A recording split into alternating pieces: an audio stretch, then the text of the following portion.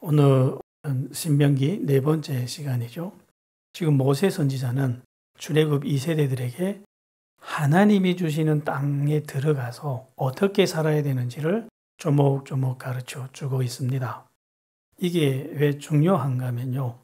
하나님은 아담에게 에덴 동산을 주시면서 단 한 가지 규정을 주셨어요. 저 나무 열매만은 먹지 마라 하고 단 한 가지 규정을 주셨습니다. 아담은 안 먹겠다고 약속을 했어요. 그리고 어기고 그는 죽었어요. 마찬가지로 하나님이 지금 이 이스라엘 백성들에게 땅을 주시는데 아담에게 에덴을 주셨듯이 땅을 주시는데 그 땅에 들어가서 너희들이 지켜야 될 규례들을 하나씩 가르치는 거예요. 만약 이 규정들을 모르고 또는 어긴다면 어떻게 될까요? 이들도 역시 죽습니다. 이들이 생사가 달린 규정들이고 가르침들이라는 거예요. 이것들을 지금 모세 선지자는 하나씩 가르치고 있습니다. 오늘은 9장부터 하겠습니다. 9장에서 보면 너희가 이제 저 땅에 들어갈 때 하나님이 너희에 앞서가서 너희보다 훨씬 강대한 민족을 그리고 성이 하늘처럼 높은 그 민족들을 하나님이 쳐서 파하고 너희들에게 승리를 줄 것이며 너희는 들어가서 저 땅을 얻게 될 거야. 이건 작은 일이 아닙니다. 엄청난 전쟁, 이길 수 없는 전쟁에 나가서 이기고 돌아왔을 때 그럼 그들이 마음이 얼마나 기쁘겠습니까? 얼마나 높아지겠습니까? 그럴 때 너희는 이 모든 것들이 나의 의로움으로 인해서 이루어졌다고 말하지 말래요. 그리고 나의 정직함으로 인해서 이런 일이 일어났다고도 말하지 말래요. 왜 이런 말씀을 하시느냐? 사람이 그렇게 생각하기 때문에 그래요. 정말 엄청난 업적을 세우면 사람이 이거 누구 때문에 일어난 거예요? 나 때문에. 내가 능력이 좋아서 그래서 이루어진 것이라고 너무 쉽게 착각을 한다는 거예요. 너희가 의로워서 이런 일이 일어난 거 아니야. 그럼 왜 이런 일이 일어났느냐? 이렇게 설명을 해줍니다. 너희의 조상 아브라함과 이삭과 야곱에게 너희의 후손들을 이렇게 해주겠다고 약속을 했기 때문에 하나님이 맹세로 약속했기 때문에 너희들한테 이렇게 해주는 거지. 너희들이 잘나서 해준다고요? 그럼 누구 덕에 이렇게 잘 된다고요? 조상 덕에. 이들은 정말 믿음의 조상들을 뒀기 때문에 그들과 맺었던 하나님과 약속이 있었기 때문에 이런 은혜를 누린다는 거예요. 그리고 또 너희가 들어간 저 민족들이 너무 악해서 하나님이 그 민족들을 진멸해 버리는 것이지 너희하고는 아무 상관없다는 거예요. 오히려 너희는 이런 은혜를 받기에 너무 합당하지 않았다는 거예요. 너희들이 모습을 볼래? 하고 하나님이 말씀하는데 9장 6절에서 이렇게 말씀합니다. 너희는 오히려 목이 곧은 백성이다 그래요.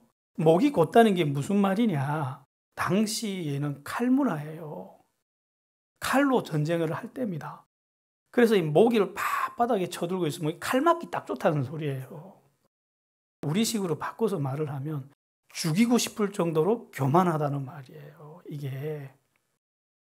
그러면서 이스라엘의 영적 상태를 모세 선지자가 쭉 설명을 해줘요.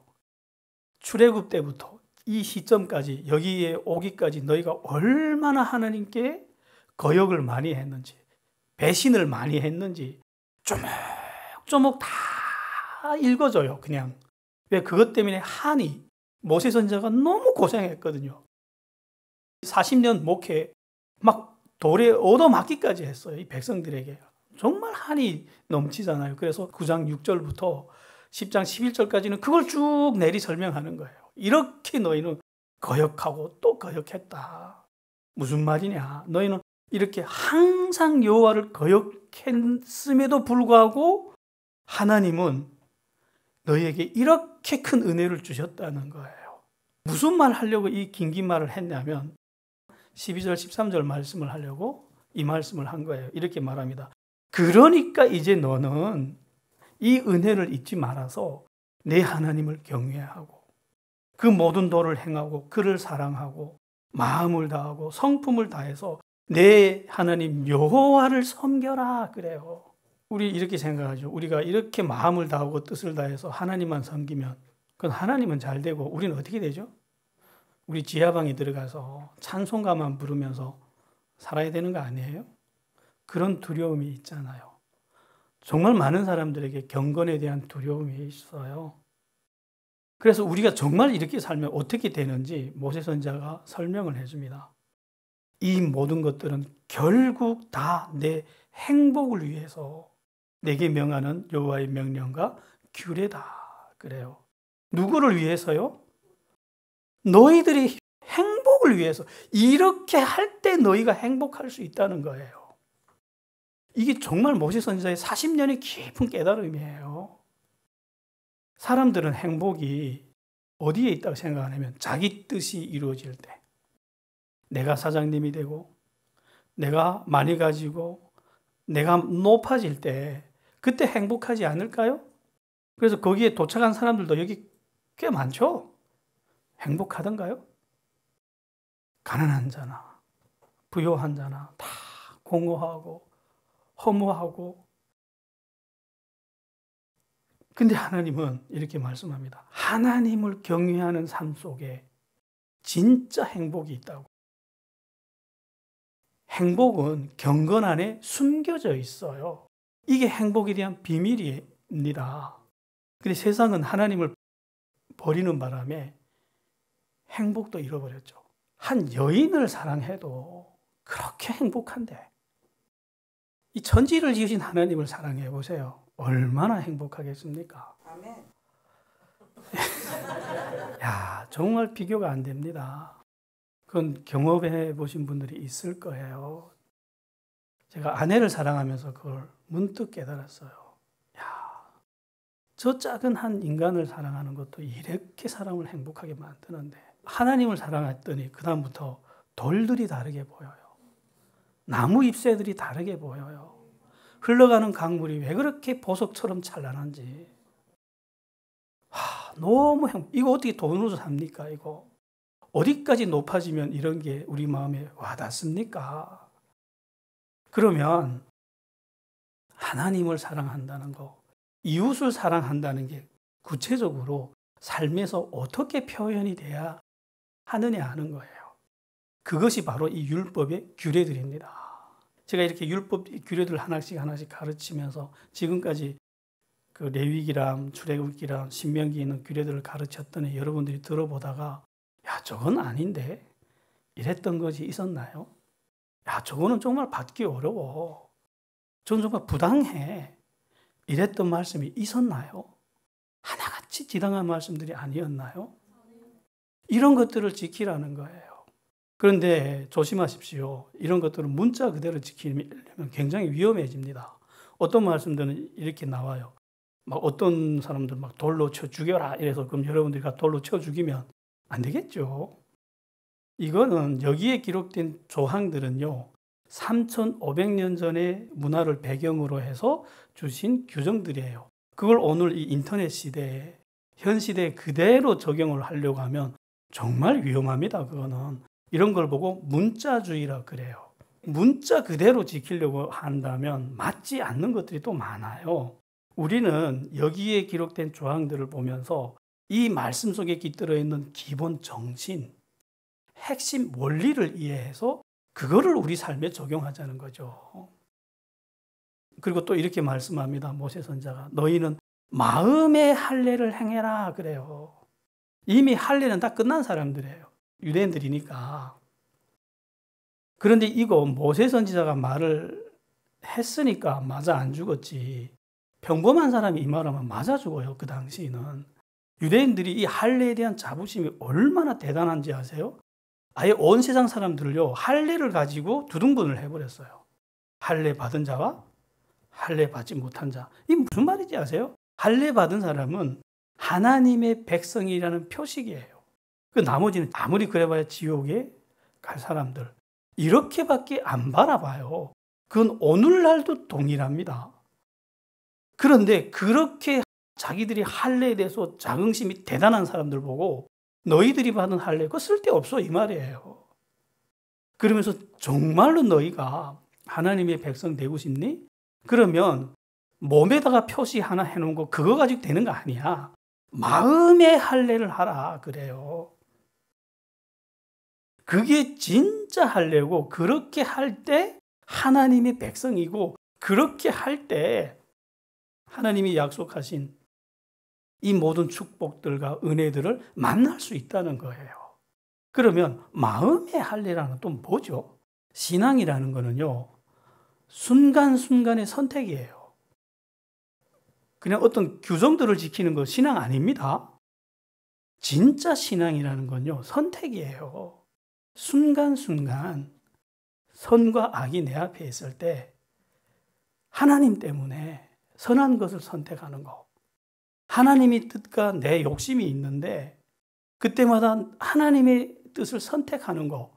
이런 선택하는 그 순간을 신앙이라 그래요.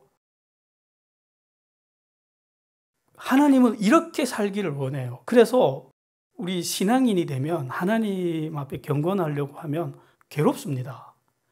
해피하지 않아요. 안 믿을 때는 술집 가는 게 즐거웠죠. 예수 믿고 나면 그렇게 갈등이 되는 거예요.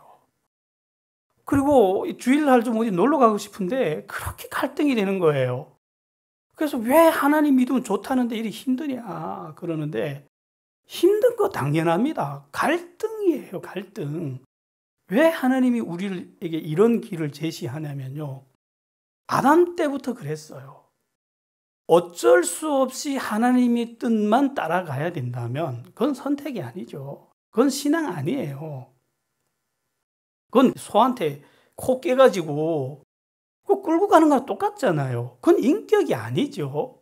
그래서 아담 때부터 갈등하게 만들었잖아요.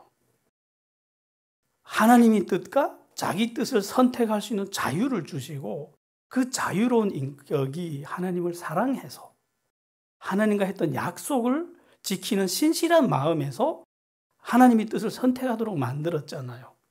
그래서 우리도 똑같아요. 우리 뭐 다른 줄 아세요? 똑같습니다.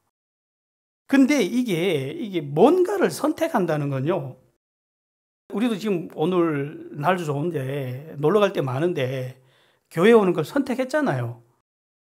근데 뭔가를 선택한다는 게 무슨 말이냐면요. 이것을 위해서 이쪽 거는 버린다는 말이에요. 저거를 버리지 않은 사람은 아무것도 선택 안 한 거예요. 그걸 선택이란 걸 내가 붙잡는 게 아니라 저쪽 걸 버린다는 말이에요.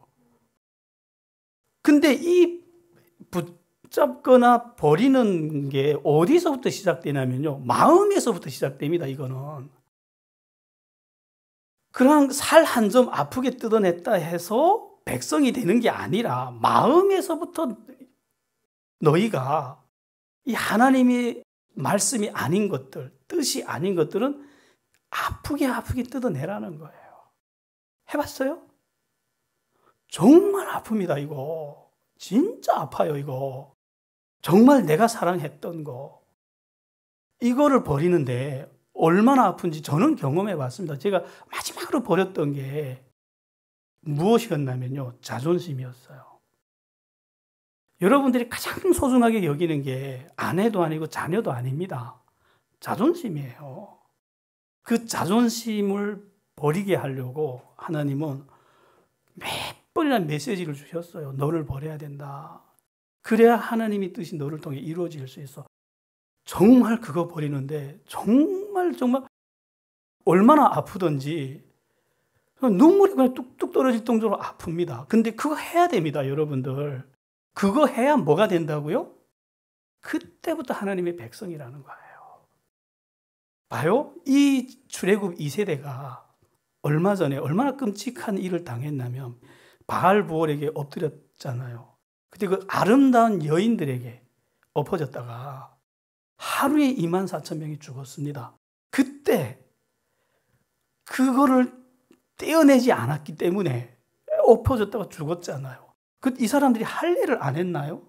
할례를 했지만 아무 의미 없었다는 거예요. 그게 이제 저 하나님이 들어가게 하시는 저 땅에 들어가면 엄청난 유혹들이 또 나옵니다. 거기에 가보면요, 이방인들이 신전에 가보면 엄청난 금과 은들이 쌓여 있어요. 그거를 버릴 수 있을까요? 우리가 마음에서부터 아프게 그걸 포기 안 했다면. 그거 버리지 못해요, 그거. 그리고 그 안에 정말 우리가 마음이 흔들릴 만한 것들이 많아요. 오늘날도 안 그런가요? 한번 물어봅시다. 고대 시기 신앙생활 하기도 편할까요? 이 서울에서 지금 신앙생활 하기도 편할까요? 어렵죠. 그럼 조금 땡겨가지고 이렇게 물어봅시다. 북한에서 신앙생활 하기 어려울까요? 서울에서 신앙생활 하기 어려울까요?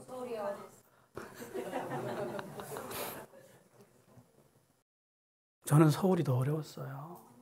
전 중국에서도 신앙생활 해봤는데 중국에서는 어렵지 않았어요. 조금만 실수하면 공안에 막 잡혀가고 죽잖아요. 그러니까 얼마나 하나님 잘 붙잡았는지 몰랐어요. 근데 여기서는 위험이 없어요. 그리고 나쁜 짓 하기가 왜 이렇게 쉬운지.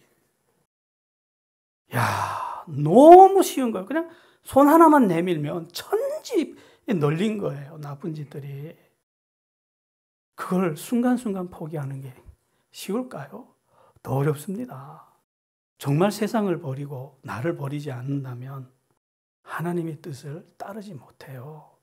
그래서 이런 아픈 과정을 거쳐야만, 그리고 이 길을 가야 하나님이 약속했던 이 은혜들, 축복들을 만날 수가 있다는 거예요.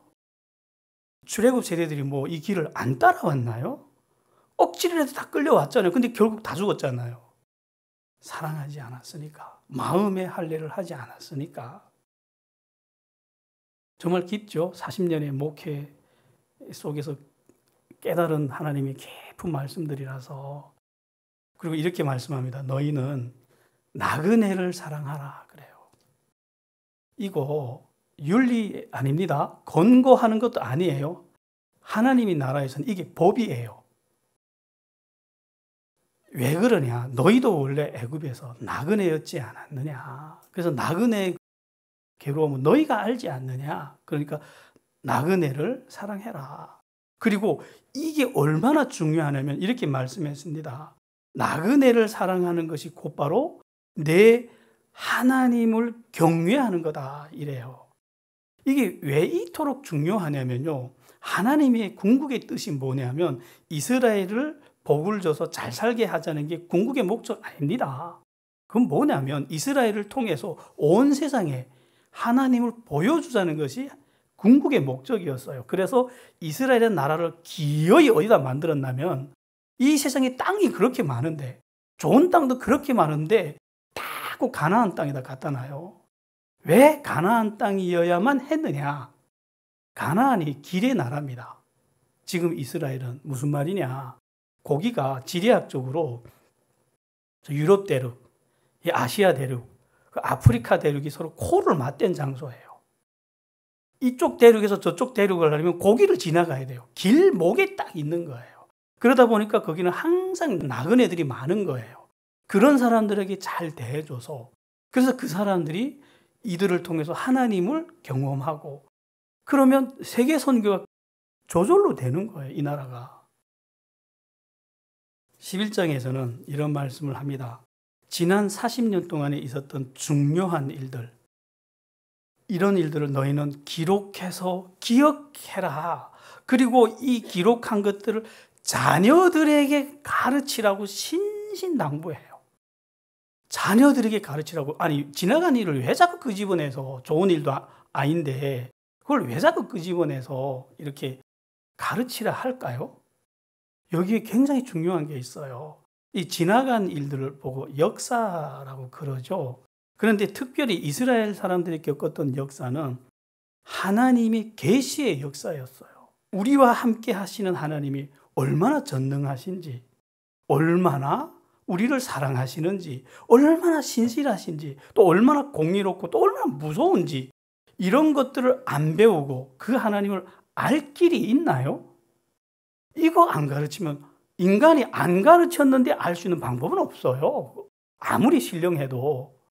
그래서 모르면, 안 가르쳐서 모르면 어떻게 될까요? 우리 교회 나온 사람들은 그런 상황을 겪어 못 봐서 잘 모르는데, 안 가르치면 어떤 일이 일어나냐면요, 그냥 안 가르치고도 이 목회할 수 있어요. 무턱대고 돈 내라, 기도 열심히 해라, 예배 열심히 나오라, 그래야 하나님 복 준다, 이런 식으로 저도 할 수 있어요. 그렇게 쉽죠? 그러면 어떤 사태가 일어나냐면요, 여러분들은 하나님이 알 길이 없기 때문에 하나님을 상상하기 시작해요. 하나님은 이런 분이야, 하나님은 이런 분이야, 이러고. 근데 그 상상해서 그림을 그리는데 꼭 어떻게 그리는지 아세요? 자기 마음 드는 그림을 그려요. 그거 우상입니다. 하나님은 전혀 그렇게 안 생겼거든요. 그거 자기 상상 속에 있는 하나님이에요. 그리고 그 하나님을 열심히 그냥 바라보면서 섬겨요. 내가 지극정성으로 돈 많이 갖다 드리면, 기도 많이 하면 회사 잘 되게 해주겠지, 이러고. 그거 성황당에 비는 거하고 뭐가 다릅니까? 그거 종교화된 기독교겠죠. 그러면 어떻게 된다고요? 그래가지고 아무리 신앙생활 해도 이 성경에 기록된 약속들을 만나지를 못하는 거예요. 그러니까 아니, 이게 왜 하나님이 이런 축복을 주겠다고 약속했는지 왜 나한테는 안 오냐고 이래요. 자기 신앙생활을 돌아봐야 되겠죠. 내가 정말 바른 길을 가고 있는지 가르쳐야 되죠. 그리고 이 가르치는 것이 얼마나 중요한지 땅을 가지고 설명합니다. 이제 너희가 들어가서 얻게 될 땅에 대해서 이렇게 설명을 하기 시작해요. 너희는 애굽에서 농사를 할 때 발로 물을 대서 농사를 짓지 않았냐. 애굽은 다 평지라서 물레방아 같은 거를 이렇게 퍼 올려서 농사를 지었어요. 근데 이게 정말 고단한 일입니다. 그래서 짐승들만 하는 이 일을 시켜요. 근데 이스라엘 백성들은 노예들이니까 이스라엘 사람들이 했단 말이에요. 그런데 이제 이들이 들어가는 땅은 산과 골짜기가 있어서 그 물을 이렇게 품었다가 사계절 계속 흘러내려 보낸대요. 그럼 물을 퍼올릴 이유 없이 농사가 어떻게 되죠? 저절로 돼요. 그냥 씨를 뿌리기만 하면 농사는 저절로 해먹습니다. 그래서 만약 너희들이 하나님을 사랑하고 마음을 다하고 성품을 다해서 이 하나님이 말씀대로 잘 지키면 하나님이 이른 비와 늦은 비를 제때 주겠대요. 그러면 농사 어떻게 되죠? 저절로 되죠. 근데 만약 너희가 여호와를 버리고 다른 신을 섬기면 이 모든 것들이 반대로 작동한대요. 비를 안 주겠대요. 또 비 오지 말아야 될 때 비를 주고 이렇게. 그러면 비를 안 줘버리면 애굽처럼 퍼올릴 물도 없어요. 그럼 농사 어떻게 되죠? 망해요. 땅이 그렇게 생겼다고요. 이들이 하나님한테 대하는 태도에 따라서 땅이 이들에게 산물을 주는지 안 주는 걸로 대답을 한다는 거예요. 그래서 이런 재앙을 당하고 싶지 않다면 이 말씀을 마음에 두고 손목에 두고 이마에 붙이고 집에 있든지 길에 행하든지 누웠을 때든지 일어날 때든지 내 집 문설주와 바깥문에 기록하라요. 그리고 나갈 때도 보고 들어올 때도 보고 항상 쳐다보면서 이렇게 살래요. 그렇게 하면 저 땅에서 너와 너의 자녀들이 날이 길 거야. 이렇게 말씀합니다. 어떤 나라가 쳐들어와도 너희는 전쟁에서 이기게 될 거야. 굉장히 익숙한 말 아니에요? 우리 북한이 이렇지 않았어요? 북한도 산과 골짜기가 얼마나 많습니까? 얼마나 땅이 비옥했습니까? 아니, 그런데 갑자기 김일성이란 신이 나타나더니 세상에 몹쓸 땅이 됐잖아요, 저거. 하나님은요, 저 땅에 들어가면 내가 이런 축복을 줄게 하고 은혜와 축복만 약속하지 않았다는 거예요. 너희들이 삶의 태도에 따라서 저 땅은 축복이 될 수도 있고 저주와 재앙이 될 수도 있어요. 우리식으로 말하면 어떻게 되는지 아세요? 신앙생활을 한 데서 누구나 잘 되지 않아요. 신앙생활을 어떻게 하는가에 따라서 그 신앙이 축복이 될 수도 있고 오히려 못할 수도 있다는 거예요. 신앙생활 안 하는 사람보다 더 못할 수도 있다는 거예요. 왜 이런 사태가 일어나느냐? 안 배우고 자기 방식의 신앙생활을 했기 때문에. 배워서 하세요. 배워서. 특히 영적인 일들은 배워서, 바르게 배워서 그대로 해야 되죠. 12장에 넘어갈게요. 그래서 너희가 저 땅에 들어가서 평생에 지킬 규례와 법도는 이러하다 하고 이렇게 설명을 해줍니다. 너희가 쫓아내는 민족들과 모든 신들과 형상들을 파괴하라 그래요. 그 민족들의 신들과 형상들을. 하나님이 이런 것들을 너무 가증하게 여긴다는 거예요.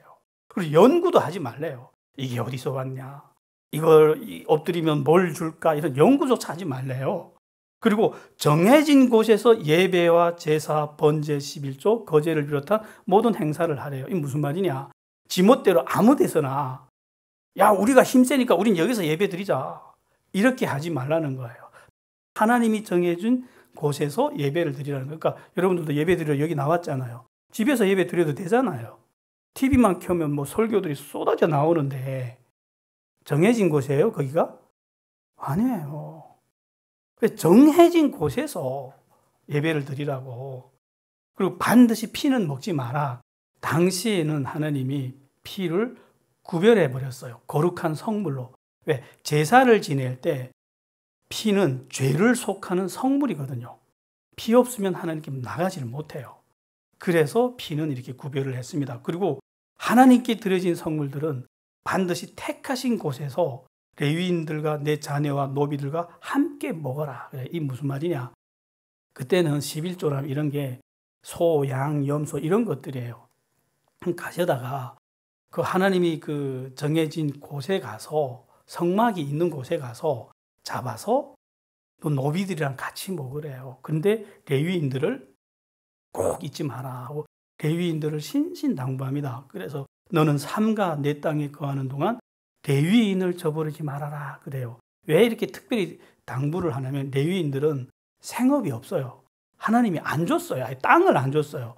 너희는 하나님의 말씀을 가르치면서 그걸로 먹고 살라고. 그래서 이들이 레위인을 잘해주는 건 그건 누구를 위한 거죠? 자기들을 위한 거예요. 자기들을. 13장 우리 1절부터 3절까지 같이 읽어볼까요? 중요합니다. 이거 우리 현대 신앙인들도 정말 빠지기 쉬운 함정이라서 중요합니다. 시작. 너희 중에 선지자나 꿈꾸는 자가 일어나서 이적과 기사를 내게 보이고 그가 내게 말한 그 이적과 기사가 이루어지고 너희가 알지 못하던 다른 신들을 우리가 따라 섬기자고 말할지라도 그 선지자나 꿈꾸는 자의 말을 청종하지 말라. 이는 너희의 하나님 여호와께서 너희가 마음을 다하고 뜻을 다하여 너희 하나님 여호와를 사랑하는 여부를 알려하사 너희를 시험하심이니라. 제가 여러분들 앞에서 죽은 자를 살려내고요, 물을 포도주로 바꾸면 제가 하는 말 신뢰하겠어요? 어떻게 하실래요, 여러분들? 제가 어제 꿈을 꿨는데 저기 저 옆집 땅이 이제 몇 배로 오른대요. 땅 사세요 해서 어떤 사람이 아멘 하고 땅 샀는데 두 달 후에 10배로 올랐어요. 그러니까 내가 또 꿈을 꿨는데 저기 어느 땅이 또 오른대 샀더니 정말 올랐어요. 자, 제 말 들을 거예요, 안 들을 거예요? 안 들을 힘이 있어요, 여러분들한테? 없어요. 이게 인간이 거역하기 힘든 힘이에요. 이렇게 나타난 사람들이요, 갑자기 저쪽 신에게로 가자 하고 말을 한다면 죽이래요. 왜 이런 일들을 일어나게 하는지 하나님이 이유를 설명을 해줬습니다. 시험한대요, 우리를. 너희가 정말 하나님의 말씀을 따라오는지, 아니면 이적과 기사를 쫓아가는지, 아니면 그 신령해 보이는 꿈을 쫓아가는지 시험하려고 이런 사람이 지금도 있습니까? 없습니까? 있어요. 많아요. 있는 정도가 아니라. 아담과 하와에게 뱀이 가서 유혹하는 걸 하나님이 몰랐을까요? 알아요. 근데 가만 냅뒀어요. 왜냐? 이렇게 아름다운 세상을 창조하시고 다 줬잖아요. 그만하면 하나님을 사랑해야 되는 거 아니에요? 그래서 제가 정말 나를 사랑하는지 보려고, 시험하려고 냅둔 거예요. 근데 아담은 뱀을 선택했죠. 하나님은 우리를 시험합니다. 우리에게도 언제나 영적인 시험을 합니다. 그 시험이 언제 오냐면요, 교회 들어오자마자 오는 게 아니고 은혜 받으면 와요. 그래서 은혜 뒤에는 항상 시험이 따라옵니다. 근데 시험이 올 때는요, 이 마귀가 무슨 머리에 빨간 뿔 달고 오지 않아요. 굉장히 아름답고 그럴듯한 모습으로 온다는 거예요. 기적을 행하면서 꿈으로 봤지. 내 너 부자 만들어줬잖아. 이런 식으로 온다는 거예요. 그걸 허락한다는 거예요. 너희가 무엇을 선택하는지 보겠다고 하나님이. 그래서 여러분들 그 은혜 받을 때 착각하는 게 뭐냐면 은혜만 받으면 자기가 하나님하고 굉장히 친한 줄 알아요. 하나님이 날 사랑하셔서 이런 특별한 은혜를 주셨어. 아니요. 정말 하나님하고 사람이 언제 깊은 사귐을 가지는지 아세요? 시험 때.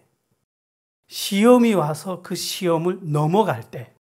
그때 그 사람과 하나님의 사이가 정말 깊어져요. 아브라함도 보세요. 그 아들을 내놓으라는 시험을 하잖아요. 그때 아들을 정말 죽이려고 했잖아요. 그러니까 하나님이 그 이후부터 아브라함을 뭐라고 부르냐면 네봇 아브라함.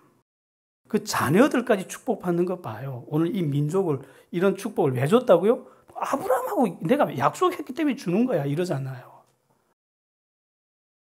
결론은 뭐냐면 아무리 능력 있는 선지자나 신령해 보이는 꿈꾸는 자가 나타나도 뭘 따라가라고요?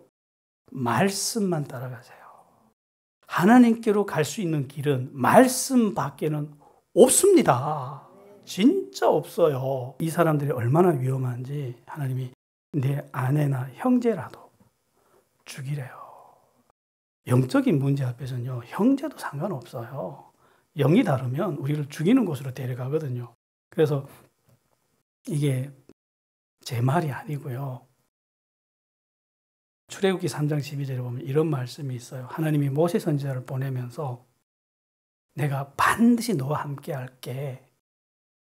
그래서 모세 선지자를 통해서 하나님의 어마어마한 기적들이 일어납니다. 이 세상에 모세 선지자보다 더 크고 많은 기적을 일으킨 사람 없어요. 근데 그 거대한 기적이 내가 너를 보낸 표적이 아니래요. 뭐라고 말씀하냐면요. 너희가 이 산에서 하나님을 섬기리니 이것이 내가 너를 보낸 증거니라 이래요. 그러니까 저 백성을 데리고 나한테로 데리고 와라. 네가 이 백성을 데리고 나한테 오는 이것이 내가 너를 보낸 표적이래요. 그러니까 정말 하나님이 보냈다면 사람들을 어디로 데려가야 된다고요? 하나님께로 데려가야죠. 이상한 대로 자꾸 열심히 신앙생활 할수록 하나님이 점점 안 보이고 탐욕만 충만해지고 이러면 그건 아니잖아요. 고대 시기에는 이런 문제가 정말 판단하기 어려웠습니다. 그래서 하나님이 죽이라 그래요. 이거 그대로 문자 그대로 또 우리한테 적용해가지고 죽이려고 덤벼들면 안 되겠죠? 우리는 어떻게 해야 되죠? 그러면 이런 사람들은 따라가지 말아야죠. 외면하고 우리 교회 못 들어오게 해야죠. 이렇게 말씀했는데도 이사야 선지자 때 죽은 자의 홀령을 끌어내서 마술사에 가서 암나를 물어봅니다. 그러니까 하나님이 그때 피토하는 심정을 이렇게 말씀합니다. 너희가 하나님이 백성이라면 하나님께 물어야 되지 않겠냐? 어떻게 산 자를 위하여 죽은 자에게 물어볼 수 있냐? 마땅히 율법과 증거의 말씀을 따를지니 그들이 말하는 바가 이 말씀에 맞지 않으면 그들은 정녕 아침빛을 보지 못할 거야. 뭘 따라가라고 하신 거죠 지금? 말씀만 따라가세요. 이것밖에 길 없습니다 여러분들. 아무리 신령해 보이는 어떤 사람이 어찌고 저찌고 해도 결국 그 사람도 죽어요. 기적은 지나가고 영원한 것은 뭐라고요? 우리 하나님 말씀밖에는 없었어요. 수천 년의 역사가 그걸 증명을 했잖아요. 오늘은 여기까지 하겠습니다. 정리할게요. 우리가 말씀만 따라간다고 고집을 하면요. 여러분 굉장히 무식해 보일 거예요.